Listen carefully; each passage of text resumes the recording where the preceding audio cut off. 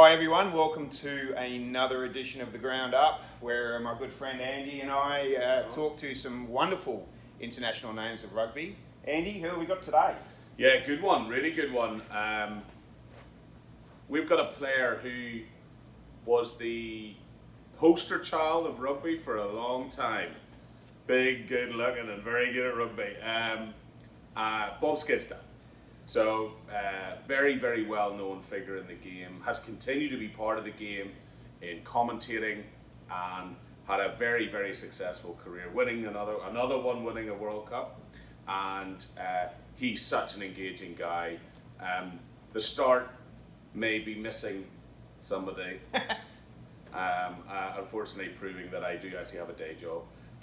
But it's a really, really good interview. Very, very enjoyable. And we hope you enjoy it. We'll talk to you soon. Cheers. Thanks, Bob. Appreciate your time.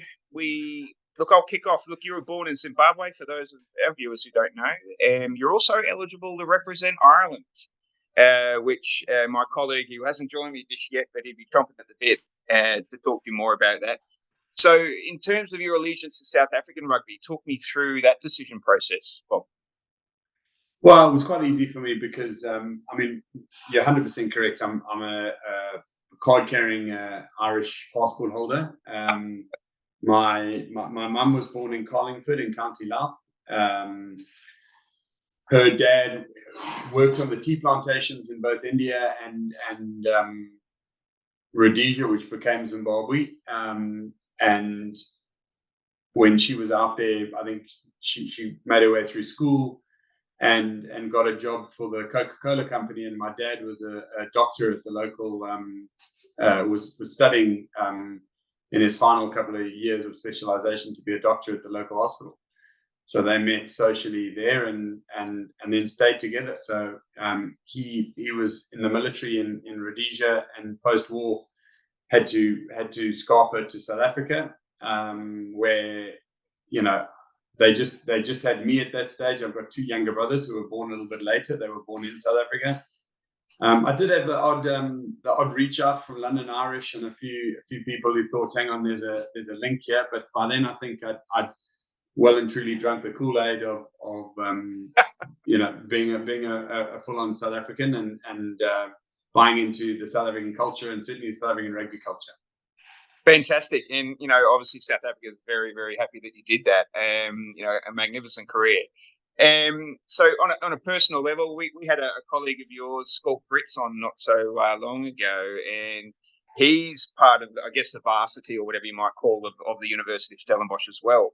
So a mutual colleague, a friend of ours, and also Skalk. And I said this to him as well. So my experience with University of Stellenbosch was through my good friend of mine. And so it is wonderful to see that the Stellenbosch University did actually produce some quality, because up to that point I was a bit questioning at what level of university this might have been. So, but granted, the pool size was small. I'm not sure Skalk and I are the best examples of the academic prowess of the university, but pool size is small. Exactly. No, Stellenbosch was a fantastic hotbed of not only sporting prowess, but obviously some very smart individuals. But the best part to think about that. Oh, there's Andy. Oh, he's on. There he is. What a nightmare!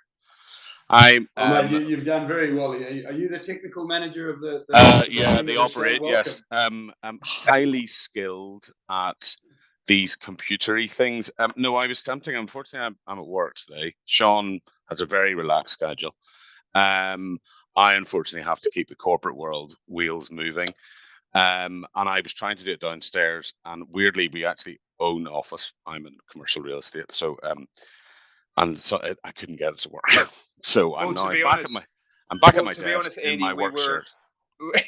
That's all right. We were talking about Bob's background and allegiance to South Africa, where he also London was calling, and the Irish were calling, and everyone was calling him. But you are a wonderful example of how AI has its place in society, given your technological challenges getting on today. And Bob was mentioning that that's his background in part of his consulting as well. So well done for for actually picking the boxes, coming on late, and actually promoting what we've already been talking about. Yes, there's a huge amount of stress going on behind, but I'm still managing to look very relaxed. And Bob, super to meet you. Thank you very, very much indeed for this. I'm sure Sean's gone through everything. We're just a couple of amateur guys who are hugely involved in rugby in Houston, and really saw this as an opportunity to sort of bring some of the superstars of the game to a wider audience. So that's what we've done. No worries at all. Thanks for having me, Andy. Much appreciated. Not and well done for all the work in rugby. I love it. Yeah, we're doing our best. Small things, Sean. We're trying our best, but that's right. So, Sean, I butt in, but over to you, my friend. No problems at all. So, Bob, you were talking about University of Stellenbosch being a hotbed of rugby talent.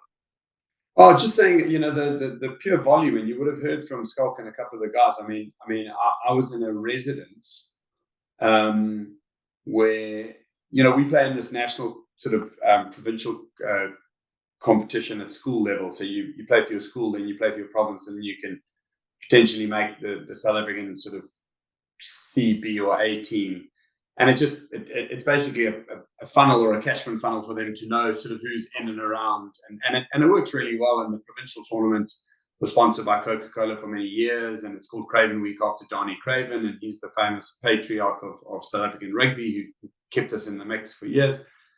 But then I got to my residence, and in my residence under-19 team were 5 of the guys who played in the South African schools team, just in my residence. You know what I mean? So the competition at a place like that is unbelievable, because they'd obviously gone and then picked them from wherever they'd come. There were guys from Northern Transvaal, guys from Natal, and guys from Cape Town as well. And in our domestic team, and then your residents has got to play against each other, and then you've got to play against the other clubs in the environment as well. And our under-19 A team had beaten the under-19 B team in the final of the club championship for the last 15 years. Wow, my God. They've certainly got the A's and B's right, if that's happening. Well, exactly. They got the A's and B's right. But just the pure volume of people that you're around. They talk about sort of natural selection or different things affecting how lucky you are in your career, etc. Some might be a great coach who picked me even when I was injured or whatever it is. And I'm sure I've had a plethora of bits of incredibly good luck that I didn't even know about. But I can tell you that one of the bits of luck was landing with my bum in the butter was with amazing coaches and amazing players around me in that environment straight after school. I only came from a small school, and suddenly to go right to the top at a university and be in a good enough team actually to be carried along was a great privilege. Yeah, just very on much that, so. Sorry, I was just going to say, just on that, it's there is certainly similarities with the Irish system, which I'm used to, in terms of the province, the school, the province, and then through. And we've really moved on because of the academy structures that we now have within Ireland. The interesting thing that I'll ask you, though, especially in light of what's coming up this Friday, is Ireland have really benefited because they've maintained the ability to keep players in Ireland. So you're seeing an awful lot of that sort of the structure working, but then the structure being maintained because they can stay for the provinces. South Africa are up against it. We spoke to Skulk about the strength of the pound of the rand, etc. But is that really? I mean, it is amazing. Therefore, if you look at the success of the Springboks, how they'll be able to do it when you have such an international sort of spread. Is it concerning to you? Well, you make a good point. Obviously, it's a concern because we've had so many people. I think the rugby diaspora. South Africa probably topped the table in terms of the number of people who've born in and around Southern Africa and play for other countries, or certainly even just club rugby around the world. I know Fiji and Samoa and Tonga are right up there in terms of ratio, but I think South Africa as a net contributor are definitely one of the strongest. I think the fact that we now got this chance to play in the URC and we've got possible view of pound-based revenues, but rand-based costs. is a self-righting mechanism for South African rugby, and it's displaying the right players at the right level, but not losing all of them. I mean, the secret sauce for Ireland is that there's a tax break for the players who stay in Ireland. South Africa, I'm not sure that the tax department are as sorted, and they're chasing a different type of squirrel at the moment, not necessarily just the rugby players. But maybe something like that, a sort of whether it's an arts and culture contribution, sports art and culture contribution from the South African government might keep players there a bit longer. But if nothing else, more revenue, meaning higher salaries, would keep them there. There's not a lot of South Africans who would trade the kind of life that they can have, the lifestyle, the outdoor life, etc., living in South Africa for a much more meager existence in a more difficult environment. But I think it's a balance. I was really, really worried about it 3 years ago, and it seems to have sort of semi addressed itself through playing in the URC, which I think has been very, very good for the South African teams. I think it's been great for the tournament. I'm an Ulsterman, so I follow it every game, and it's just brought a level of competition that we've sort of dropped a little bit in certain areas. Resources are scarce in places like Wales, but I think that the South African edition, and the first 2 years were difficult because it had the Cheetahs and one of the other guys, and they just weren't full strength. Whereas now, going to Ravenhill or Kingspan as is now to see Khaleesi play, it's just like, I mean, that brings in the pound value, it brings in the value of the tournament itself in terms of its TV revenue. So I'm more than happy and very happy that Kitsoff's coming to Ulster next year. So it has its benefit for us.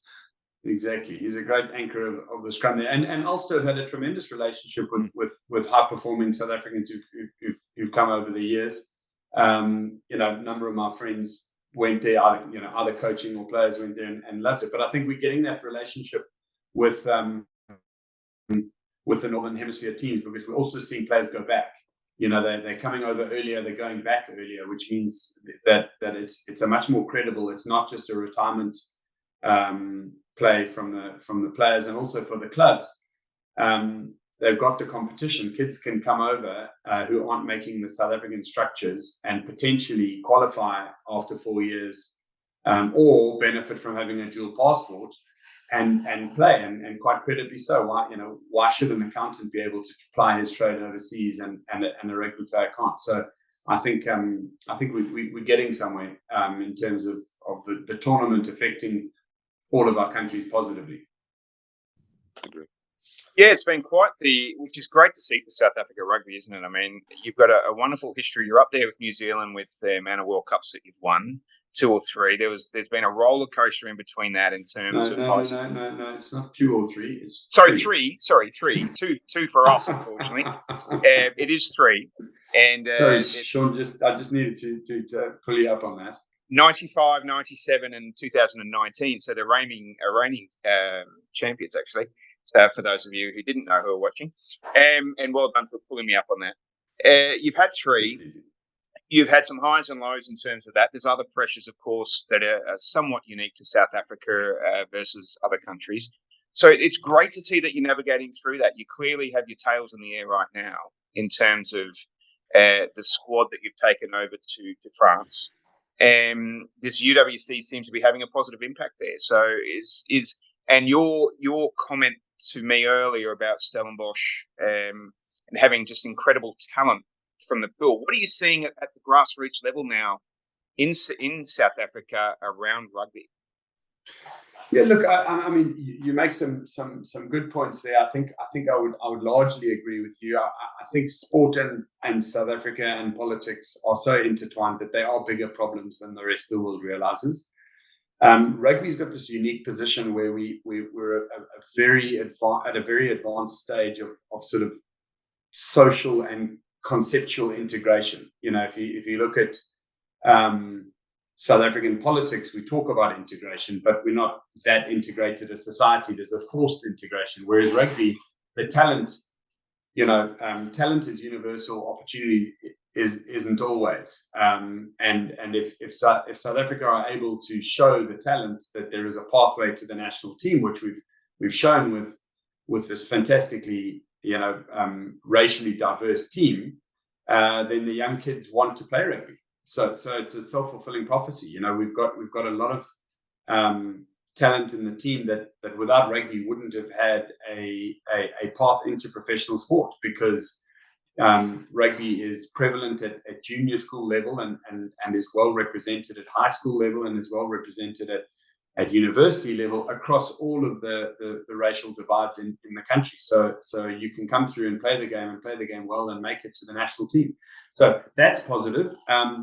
It's not the case across all sports, and it's not the case across our socio-economic sort of levels of society. So I think that's what we're constantly fighting that, and that's not going away.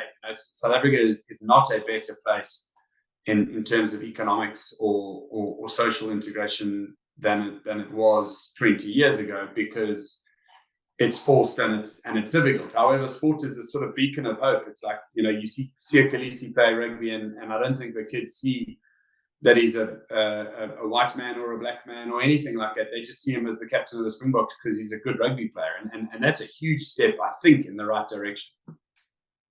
No, that's great, Bob. And it's so wonderful to see. I mean, I'll just talk quickly about, and Andy, you might chip in on the Irish side of things, but I'll talk from the Aussie standpoint. We clearly don't have the types of pressures that South Africa does, or challenges, dare I say.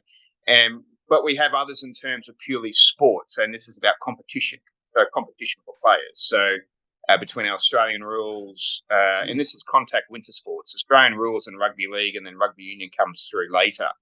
And it's a bit of a concern for the future of Aussie rugby that at the grassroots level, the university level, as you mentioned, I guess time will tell in the next 5 years as to see how the young Wallabies, the under-19s or whatever, how they compete. Regardless of what we're seeing presently, it is a bit of a concern for Australia as to its progress forward. So it's wonderful to see a country that has so many other unique challenges actually embrace those and start to really not just compete, but dominate almost on a world stage. Andy, anything from your side? I just like the point about Khaleesi. I think that's just it is still somewhat of a it's a school, but the schools that play rugby in Ireland will tend to, especially in the Leinster area, would be the Blackrocks, the large private schools, and it's no different actually from Belfast, where I'm from. And it's actually done on a sort of a grammar school basis. The key is celebrities. The key is for kids who are not from those areas still to aspire to play a sport because their heroes play for them. And I think Khaleesi is a great example of that. I think Brian O'Driscoll had that. Johnny Sexton, even though he's grumpy, is a fantastic role model. Mac Hansen's just been an absolute revelation for us. And that's the type of thing that happens, and that gets over, Bob spoke very well there about the getting over the race divide. This is the celebs, and I think certainly in Ireland, would be it gets across the class divide, or the perceived class divide that there was before. I think, Sean, you've mentioned that in Australia too. So I think it's very positive. I think the World Cup is a great platform for superstars, and actually that was just, Bob, in terms of a question for you. I mean, you were I was going to use this word, it makes me feel so old, a swashbuckler. My mother would be appropriate of that word, but you were. I mean, you played with a sense of freedom, even when you came over here with Richmond and so on. But you always were that very dynamic, really annoyingly good-looking number 8 that comes over here. And you basically just you were a very active and very exciting player in the world game now. Who is it that you look at in terms of two things? One, did you go, shit, that's cool, I like the way he plays? And number two, back to my original point, the ones that are really going to get the kids going, wow, I want to be like them. Yeah, I mean, Andy, I think you make a good point. The kids like the superstars. They like the offloads, they like the razzmatazz, they like the fun, but then they've got a healthy respect for the grind. The big hits, the smashing tackles. That's why, you watch a team like Fiji now. I mean, my kids are jumping on the couch. They just can't wait. I mean, they were broken when they didn't make it through against Wales, but then when they did so well against Australia, which they haven't done for so many years. My kids are celebrating it because they're scoring tries and they're making sort of what we call big plays, big pieces of rugby, which are that's what we compete with. Otherwise the kids are off to the movies or they're on their phones watching TikTok or something else. If the match of the day has got something that you can talk about for a long time, you're 100% right. That's what brings us back. I mean, when I grew up, I looked at the Zinzan Brooks of the world and the sort of Michael Joneses of the world, guys who were able to carry the ball, but probably wouldn't have been that out of place at an inside centre or outside centre position. They probably had close to enough pace, guile, offloading ability to play in the forwards and the backs. And I think we're starting to get a few more loose forwards like that. You look at the Josh van der Vliers. I mean, he'd be a big and terrifying centre, but he'd be about the same weight as Andre Esterhuizen. So yeah, he's definitely probably got the same sort of wheels as him, and he does the same work around the field as a flanker that someone half his size would get through. So I think those guys will bring the kids to the game. I think the people who'll keep them there are the guys that we've seen. We saw it in the Fiji side, like you said. The Mac Hansons of the world, the unbelievable sort of stepping skills, sort of Hollywood style counterattacks, which really are they highlight living highlight reels. I mean, we see it from Cheslin Colby. We saw Billy Leroux did the same thing again this weekend, and I just love the fact that each of the pools has got two or three players like that from even some of the lesser known teams. Japan, running rugby from Japan yesterday for 60 minutes was just world class. But then running rugby and skilled rugby from England won that game. So I think you're 100% right. We'll get out the other side of this World Cup and there'll be 3 or 4 guys who the kids are ready to put a statue of them outside the national stadium, and they'll remember this World Cup for those kind of quality players, which is what rugby needs. Yeah, I like the point you make about the emerging nations. I think watching Portugal against Wales, I just thought they were fantastic. And but it's the skill set that is. It's not just throw the kitchen sink at it. It's well thought out. It's well coached, and I feel that there's some stars there as he played in Portugal a long time ago. And it's always been a traditional sport, but very small. But this team. And Chile and the number 10 for Chile, I mean, someone is going to sign him up because he's box office. And you're right. I think emerging nation players it has been terrific. As a commentator, I'm just hoping the best new talent doesn't come out of Georgia, because I'm not amazing with the Hokriashvili surnames and that kind of thing. I mean, I think that. I mean, I was listening. One of the guys was mispronouncing some of the South African surnames, and I was like, "Come on, we've got to do the work, etc." And then I found myself looking at the Georgian team sheet and hoping that the guys weren't going to get the ball. So there's no blame from my side. I mean, we've got our Van der Westhuizens and Van der Merwes and etc. But I suppose. Viliami Waka Sadua on the wing for provincial rugby in New Zealand was daunting enough for me. Well, I think you can't even say with the Georgians, it's the guy with the moustache. Yeah, they've all go. It's the entire team. I love it. Look, I tend to agree. I think this is one of the most exciting World Cups we've had to date, and in terms of just the sheer openness, the competitiveness, Wallabies aside, and I wish them the best. But in terms of what would typically be known as Tier 2 nations, or nations that are sort of still developing their competitiveness at a country level, it's just been amazing to see. And I'll just quickly cast you back, Bob, to the '95 World Cup, which is amazing at many levels. And you were still making your mark in South African rugby at that time. You're probably a teenager, is that right, or early teens?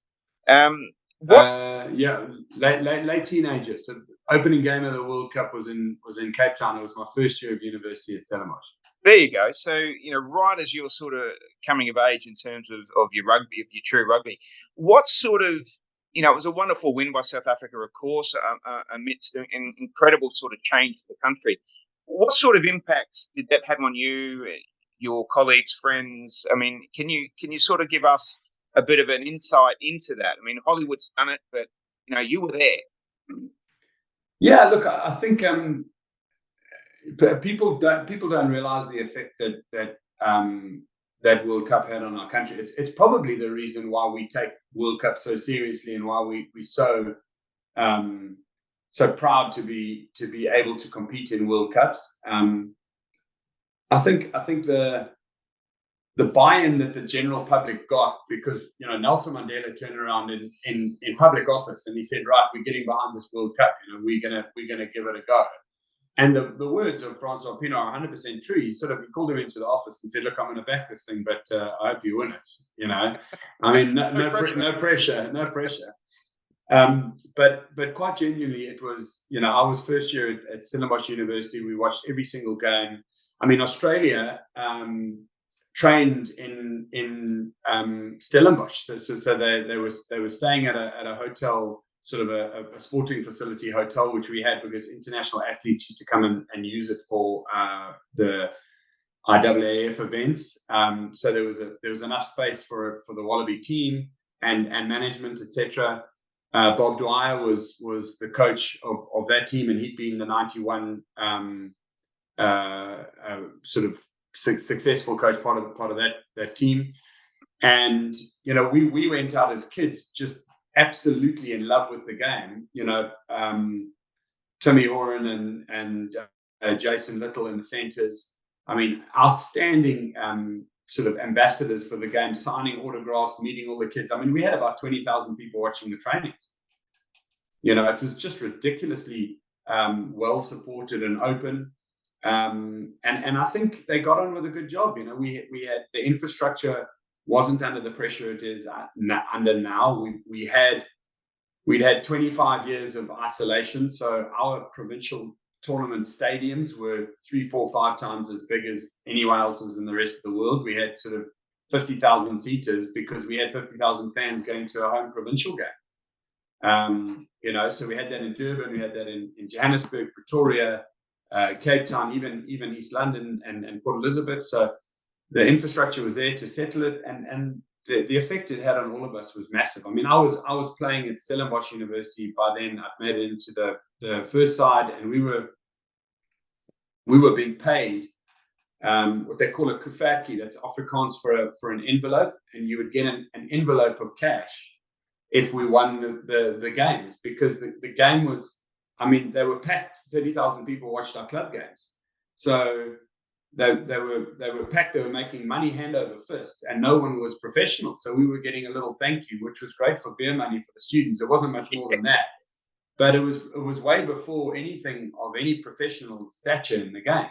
And then that World Cup was effectively, the origin of professional rugby. The players sort of stood together and said, okay, well, hang on. Somebody's making money out of this. We know it's not us. Let's reach an agreement, and that's where professional rugby started. So it really was a heady time, and it was amazing to be sort of part in a little way of all of that. And I think it affected the way South Africans see a World Cup, and certainly see rugby in general. It's I was listening to a podcast recently, and Bran Havana was talking about that very thing. Him and Matt Dawson, but they were saying that we can't underestimate the last World Cup because of Khaleesi's captaincy. And do you think almost that it's going to take a little bit of time for us to reflect on that World Cup, or is it an immediate? It's right up there, or as John Smith said, it's actually just beyond. Where are you on that? I find it really interesting because both very different, quite different, but same dramatic impact. And I'd be interested in your thoughts. Yeah, look, I think you make a good point. I mean, in my mind, it's gone beyond. It's like it's much more of an against all odds. Like 95, not taking away from anything that the players did or Francois Pinot did, because, I mean, they're my heroes, you know what I mean? I would never take away from them. But they were at home, and they were largely white guys who were bloody good at rugby and had been at really good rugby schools and really good rugby universities, and they knew what they were doing. You know, Sia Khaleesi got born into a township where the chances of him ever getting out of that township were infinitesimally small. And then being good enough to go to a school on a scholarship, and then getting good enough to be a leader, and then convincing, you know, the erstwhile South African and Afrikaans speaking coach that he was good enough to lead the team, and then going on and doing it, and then being the man of the match in the quarters and the semi. I mean, it's heady stuff. Like I think it's gone way beyond. I mean, I know Sia, you know, he's almost 20 years younger than me, and he's my hero. I mean, you know what I mean? So not the other way around. So I absolutely think that blows that out of the water. But I think the beauty is, if you listen to him speak, it's like, well, I wouldn't have done that if you guys hadn't done your bit, because I had to have heroes to look up to. And the beauty is, he never separated himself from that. There was no anger. There was no, well, I'm going to do it because I'm this color and you're that color, or I didn't have something. He said, I'm only doing this because of the team. And I think that to show that kind of level of empathetic leadership at his tender young age, and this early on his journey to sort of captaincy and more, is absolutely extraordinary. And that's an interesting point there, Bob, and probably not something that a lot of people understand. I mean, we all understand and we hear about it all the time, about the All Black brands. But what you've just said there is that Springbok brand is really quite powerful. And that's an aha for me today, is that, you know, yes, we hear about All Black brand, the Wallaby brand's probably not as strong. That Springbok brand has real deep roots down into all levels of society, and isn't that all age groups, I should say. My apologies. So yeah, that's what an amazing sort of thing. Well, I think that's the thing, is that South Africa's got a position. You know, it's a beautiful place. It's a bit of a sort of wicked stepchild, if you want. It could be amazing and fixed, and it could be the Rainbow Nation overnight. And we've been there, and we've sort of touched glory in terms of coming close. And you've had amazing leaders getting it very right, and then you've had amazingly corrupt, terrible people getting it wrong. But then on the sports side, what the Springbok brand has done is, for the first time ever, created a platform where what that Rainbow Nation was trying to represent is actually being demystified and shown in the green and gold jersey, which is massive. And I think that's something for South Africans all over the world to be very proud of. I mean, there were stages where South Africans went overseas, and then the national team was losing, and they were, you know, blaming politics or blaming race or blaming whatever, and sort of almost getting a bit of joy out of the schadenfreude of the team not doing well because they weren't there to see it. But I think those guys have all swung back, and I genuinely see this, the Springbok support, as an incredible traveling support of multi sort of generational and ethnicity backgrounds and origins. I mean, I was in Marseille, you know, and I've got friends from you know, sort of parents of friends of mine and kids of friends of mine, and they were all there, all, you know, black, white, pink colored. It didn't really matter what they were doing, but they were in their green and gold shouting for one team, and that's what we all dreamed about. So I think it's our little sort of microcosm of hope, and it really is powerful amongst South Africans. You're right.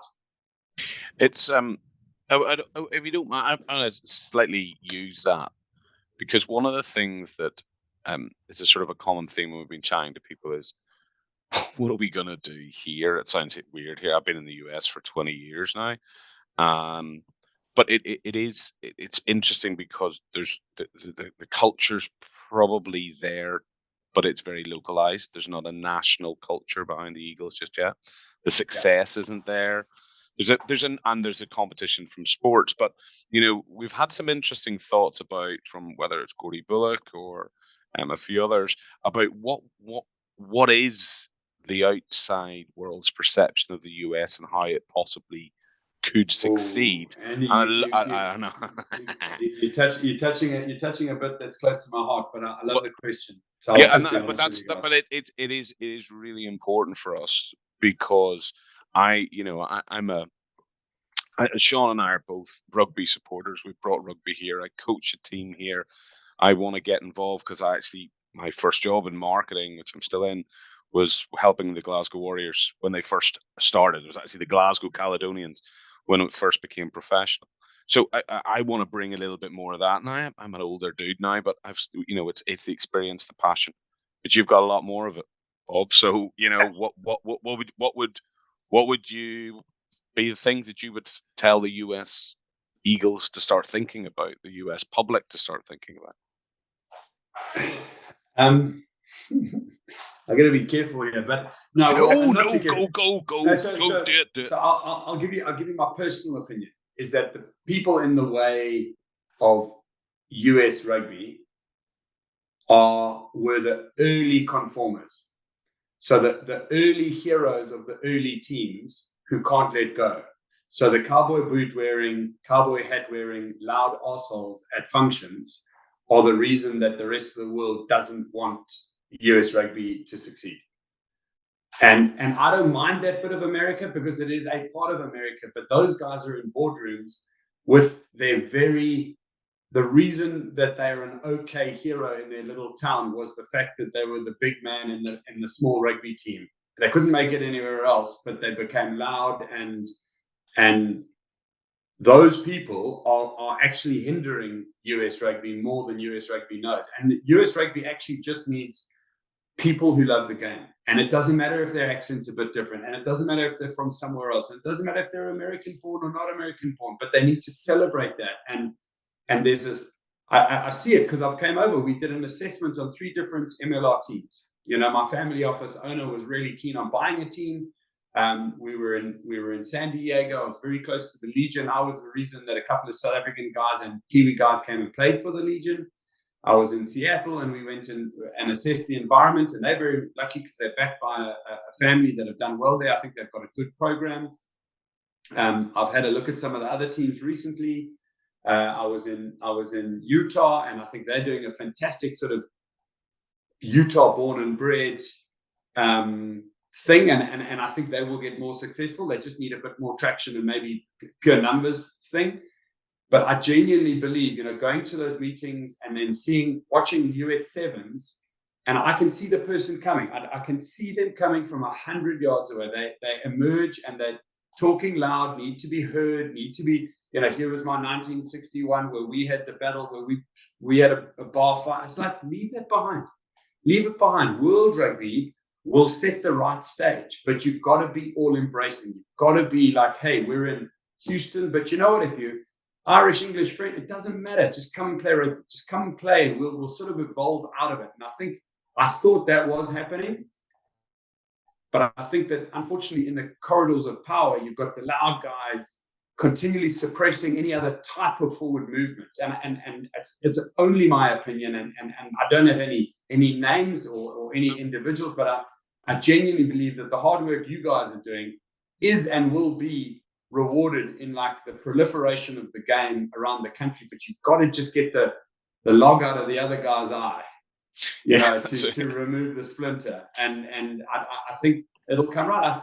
I mean, for me now, most exciting part about this World Cup is that there's an 8-year journey to the US World Cup. And the people who plan that World Cup need to be, literally joined at the hip with World Rugby. Like, what is going to be the best way to get the best venue selection, area selection, crowd selection for those matches, and make this a celebration of rugby, not a sort of an also-ran where we drip, a few fans into some huge coliseum of sport that we can't fill because it's not good enough. It's got to be done in the right areas. It's got to be done with the right people.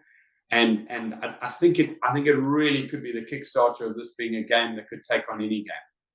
Yeah, I tend to agree with a lot of that. I think I would add another sort of unfortunate wrinkle, which is the passion for one's own state. sometimes gets in the way of the passion of the umbrella of the United States. And we actually find it. Yeah, we actually find it in Houston as well, that we have a Houston team, a professional team, Sabercats, but they still operate almost like a club. Whereas, no, you are Houston's club. You belong to the entire city. Don't think you're set to.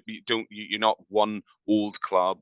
That we have clubs that are localized. We don't want you to be localized. And it's the same with the national game. The national game has to be seen as a national game, and it has to pick and choose. But there's so much. Well, I want it for Milo. I want it for Houston. I want it for here. Well, we have to get people involved. Basically, you've summed up what I'm saying. It's like, sure, we'll get together and have your meeting for the MLR, and we'll bid for the Rugby World Cup or whatever it is, as long as we have a game on this date in my town. And you're going like, are we going to argue for 10 hours for you to get your thing, or are we as the coalition going to work out how to do this best for the broader rugby public? No, I'm with you. I'm 100%. And look, there's got to be a bit of dictatorial nature to it, like what is best for the game. I get that, but that doesn't come from what is best for me as the person who's going to get. Like, look at France right now. I've been there. It's outstanding. It is absolutely outstanding. Every stadium is packed. Every environment is genial. Everybody's been well hosted. Everybody's been well looked after, and rugby's being celebrated at every corner. There are obviously the nuances. There's a little moan about the VAR. There's moan about someone couldn't get in on his ticket, but then by the next day it's sorted out, and they've had to go and say, well, we've got rugby areas and rugby regions, and they're going to be celebrated. We can't take us everywhere, but the ones that are going to be celebrated, they're going to get the most ability to celebrate the game with us, and they've done that. So they've gone back into the game, and they've done that. I think that's the approach we need to take. Yeah, I would agree, because Ireland are in Tours, right? And Tours wouldn't typically be a rugby area of France, and it has been a massive injection of revenue, because there's people staying there, there's people following, but they're not hosting a game. And it's the realization that hosting a game, but being involved in the game, they actually can work together in terms of getting a nation feeling much more together with it than regionalizing it, which is, I think France have done a good job. I agree with you. I think it's been, I was over at the last one in France, and I was in Japan the last time. And they all are, as a supporter, they're just amazing occasions, but sort of looking from a slightly boring, nerdy rugby man. I'm just looking at it from an organizational point of how they are engaging with people. Australia, I remember, did a brilliant thing where the areas would adopt it, like Georgia, adopt the team. But I think France has been interesting. They haven't done that because they've done it for the training. The training, like South Africa are training in Toulon. Yeah. And the whole of city of Toulon, there's 3 of the trainings in the week are open sessions. So you come in and you can watch it, and the kids get signatures, and you interact with the team. So it creates heroes for the young kids. Yeah. Very important. Yeah. And Bob, you've played in what, 3 World Cups? Is that correct? 2. Two World Cups. Qualified for 3, but I broke my arm in a training game for the 3rd. Ouch. And winner of the 97, right? Is that correct? 2007. My apologies, 2007. Talk to me, we just had some wonderful conversation about, France and how we're evolving in this space. What's been your view? How have you seen the progress of whether rugby in general or Rugby World Cups, just with your own experience and where you see it now? Look, I think the game is growing at a rapid pace. I think the World Rugby need to take a bow on their organizational development. I mean, they've done an incredible job of things like sponsorship and fan engagement and seeding more countries playing the game and seeding more kids. They've obviously got a huge worry because rugby is a full contact sport. It's a difficult thing with a concussion argument. My thing is we'll get through that. Rugby doesn't need to have 6 or 7 trainings a week where you're bashing yourself. That touch rugby and the ability to run with the ball can be a larger portion of your training and your facilitated training environments, which stops the repetitive contact, which is largely responsible for some of the concussions. The game is looking after itself very well in the contact areas. I think we've seen a lot less incidents this World Cup already. We've seen a couple of cards for sort of borderline incidents, and that's because they are sort of over policing it, which I think is a good thing because it sets a good example. But we've also seen some fantastic tries, some fantastic tackles and physical parts to the game, because that's what we do. It's a physical game. You get into it because you like the physical exertion side of the rugby. As I've grown through and watched and then played in World Cups, I literally think it's got better each time. I think 2019 was magnificent. Andy was saying he was in Japan. I was there as a commentator as well, and I just loved it. I think that the Japanese public, really took to being these incredible, gracious hosts and made everybody have the best time ever, and they were super. And I think France, hats off to them. I think they've done a very similar thing. So yeah, I'm just excited for the future of rugby. My kids play, they enjoy it. We're all excited. We watched all of the games this weekend on TV. Last weekend I was away, but they watched them and phoned me. So people are buying into it. People are buying into it and watching more of it and seeing more of it. I love the growth of the game regionally. I'm not sure how we're going to fix this whole global season thing, which I think we need to actually sort of knock it on the head and have one season and one rest season, because I really think that we're possibly playing too much rugby, and some guys are playing almost year round now. But I think that will evolve, and the URC and participation of South African teams in European rugby, I think, will help us do that. It might be on a hemisphere basis, but I think we'll get closer. But I'm really excited about where rugby is, and it's a great joy seeing it go from strength to strength. That's great. And actually, we were talking before, but Andy came in and I couldn't finish this off. But when we were talking about the 95 World Cup and wonderful things around that in South Africa, obviously Hollywood did their take on that. And it's interesting to me that Matt Damon's actually held up more World Cups than the Orange team, Andy. I had to get that one in. You did. I was going to do it with score, but I've done it with I have no comeback apart from in a few weeks. Yeah. There we go. There is. I will just tell you, there is not a lot wrong with Irish rugby right now. Farrell used the word flow. There was good flow with Ireland over Samoa, or Tonga. Sorry, there was more than flow. And that flow is, I think, in full flow. Ireland are. I don't know how you beat them. I'll be honest. I think that it'll be very interesting to see what happens in the South Africa game, Bob. But I like Ireland. I think they're good. I think it's going to be an absolute ball buster, to be honest. And I couldn't possibly say anything other than I hope to God we win. We need it. I think you're right. We need it too. So I don't think there's going to be many quarters given here. But that's what you need in pool stage of a World Cup. You need a sort of a semi-quarter final to be taken on. I think the match on the weekend will be an absolute ripper. I'm looking forward to it. Yeah, exactly. I agree.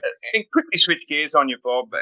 Mindful of time, but we've spoken to a few of the other guests we've had on, and in terms of their transition post their sporting career, can you maybe comment to us and comment to our viewers on your experience in your transition from training or a professional rugby player to corporate and your post sports life? Yeah, look, I mean, I think I've been very lucky. I'm a player that was. I sort of straddled amateur and professional, so I worked all the way through anyway. I mean, even at university, I managed a bar in Stellenbosch. I worked at advertising agencies while I was playing. I sort of 26, 27. I was a bit nervous about the rest of my life, so I stopped playing for a bit. I took a 2-year break from pro rugby. I played amateur rugby. Here in the UK, I worked at Saatchi and Saatchi in the week, and then played on the weekend.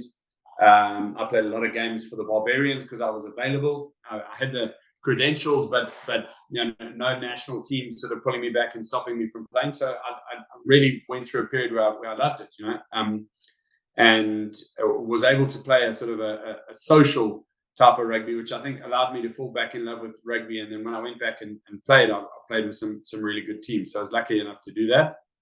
And then after I finished, I'd studied with some really smart guys, lawyers, dentists, bankers, who you accelerate ahead of them on the earnings, and then the inexorable slide, because you get to the end of your career and there's tuppence to pay for your services when you're old and slow. But they're all 15 years into a banking career at that stage. So I just stayed close to my mates. I joined as a partner of Knife Capital, which was a VC firm that had been started by two guys I studied with, and learning on the job. But I'd used them as a good sounding board for some DDs on businesses that I'd got involved in the hospitality industry and some other things I bought into. So we knew where we were going, and then I was able to come over here and open the London office for Knife Capital. And we got bought by a family office. The GP got bought, and I stayed at the family office for a number of years over here. COVID was an interesting time because everything slows down. We weren't a very big business, but we were predicated on the fact that we could travel to and from South Africa, and we could see the businesses, and we could press flesh, and we could look people in the eye. So that was quite difficult. But we made the transition to a sort of a semi-digital presence quite quickly.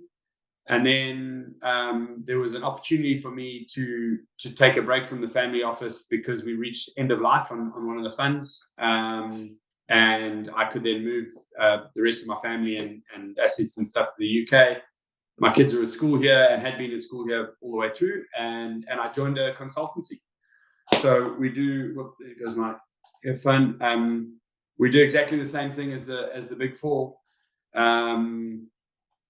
Except I would say we're more nimble and able to sort of react more entrepreneurial. I met the founder and just loved his story, and he jumped out of one of those big businesses and said, I want to do it my way.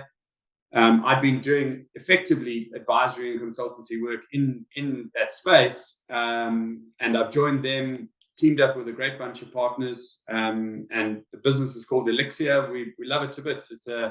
It's a kind of business that we travel all over the world. We've got great clients. And a lot of the work that we do is for people in financial services, and you might ask, well, what has that got to do with me? I've got a dual role. Obviously, some of it's business development, just opening doors for our team to work with them. But then I also work with sports teams, operational efficiency on that side, broadcasters, leagues. I told you about the work I did with the MLR and more. And that's been a great interest of mine. And when you're in the weeds of a business, as both you guys know, it's not always easy to see what else is out there. So we do things like immersions where we go and say, okay, well, if you're going to jump into things like brewing, let's have a look at the craft brewing environment. Let's get some good tasting beers, and let's build the business like this. And you've been through that process, so you would understand it. And we do that with the people that we work with. Yeah, I love it to bits. I skip out of bed to go to work. I'm on the sort of responsibility side. I look after the marketing team and that kind of thing. So Rugby World Cup is a busy time. Yeah. My wife said she hasn't seen me for ages, but we're in front of clients that like rugby as well, and we spend time with them. And we're getting Andrew Mertens and Michael Liner to come and talk to our partner group in a couple of weeks' time, and really looking forward to that because they've got more experience between the two of them than most teams in the World Cup would have. And we'll have a good evening, and they're both in financial services and have been for a long time. So it sort of scratches my back and it scratches theirs, and it's a fantastic opportunity to show the dual role. You have to be a little bit malleable in this kind of game. If I played rugby, I'm not going to hide away from it, and people do want to know about it. So it's sometimes the start of a conversation with clients. Good on you. Fantastic. Yeah. And do you still have much to do with the Cape Town Tens down there? Yeah. I do. I'm still an owner of the Cape Town Tens. There you go. It's a 10-a-side festival. It's been a pet project of mine and Robbie Fleck, the centre, who played with me. We love it to bits. It's more social than anything else. It's a sort of a pre-season setup for a lot of the teams, and we play 10-a-side, 5 in the forwards, 5 in the backs. It's quite tens is quite prevalent around the expat world of rugby. Lots played in Southeast Asia, Australia, New Zealand. They have tens tournaments. Some in America as well. Yeah, there is. Yeah, a lot of continents have got sort of 1 or 2, maybe tens tournaments.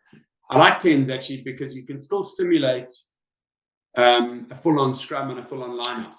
Yeah, you simulate the set. The set piece is really good, and it doesn't overwrought. It's not too much. It's not too overbearing. Hence why it works very well here, because you simulate that sort of set piece that we need. Well, that's the thing. Yeah. I use tens as a training game if I'm ever coaching, and because I think of that simulation. But then also in the vet circuit, sevens. You've got to have 7 lean, strong, running individuals. Yeah. Otherwise, why would you play? But with tens, you can have 5 forwards, genuine forwards, and 5 in the backs, and you're playing the rugby that we know well. Excellent. No, that's great. Andy, anything from your side? No, I think that's it's so interesting you talk about that 2-year gap. I think that and the fact that you maintained that sort of the working. It's been really interesting. I think as we go forward with this, I would love to talk to a current player, because I'm really interested. I know that many clubs have really good programs. I mean, Skulk talked well about Saracens and really quite incredible insider knowledge on Saracens, how they work. Mm-hmm. But it's that 22-year-old that I'm interested now, because the learnings. I think Gordon Bullock, who's a good friend of mine, talked as well about that idea of being able. Just that there was a definitive step. And he was right at the very start of professionalism, so he found it quite difficult.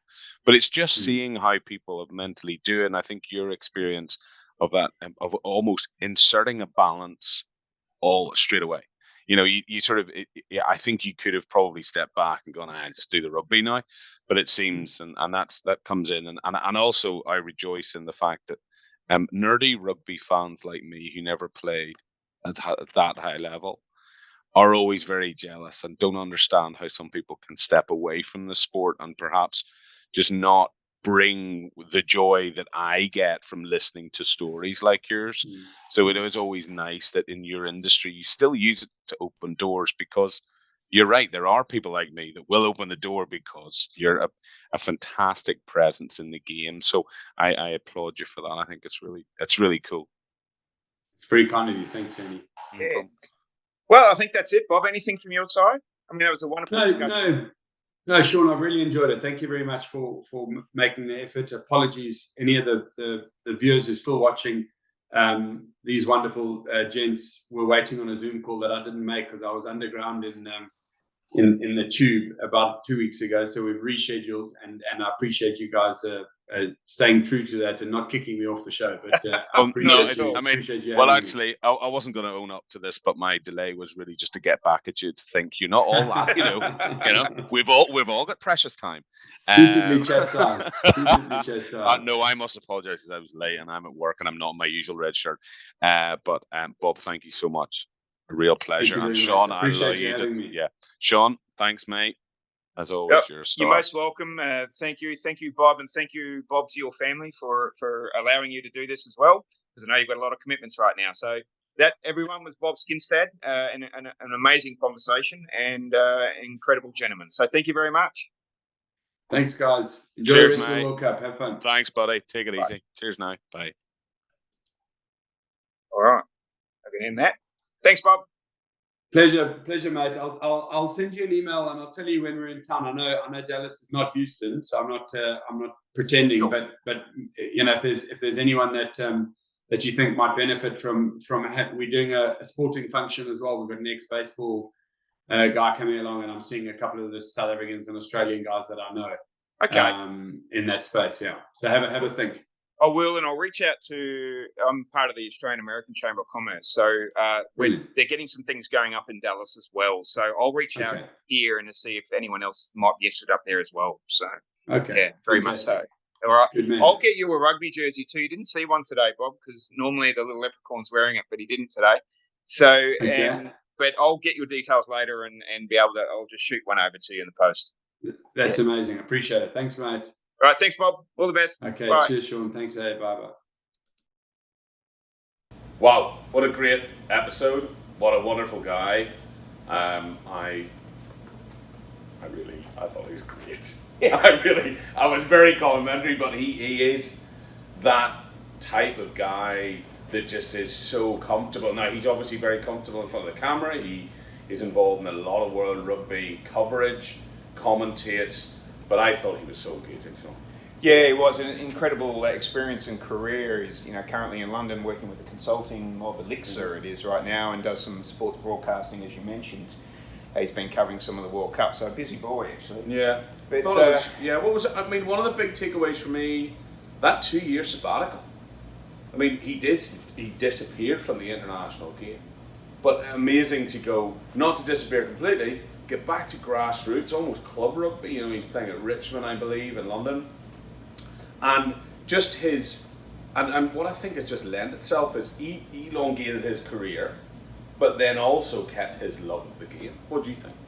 Look, there's some big things there for me. You're clearly passionate about the game, but the big thing that Bob spoke about, and we talked about a little bit in that video, was about South Africa in general. It has its unique challenges. I mean, every country has its challenges, but South Africa's challenges are on another level, and they're able to, as a country, elevate above that, regardless of your situation there.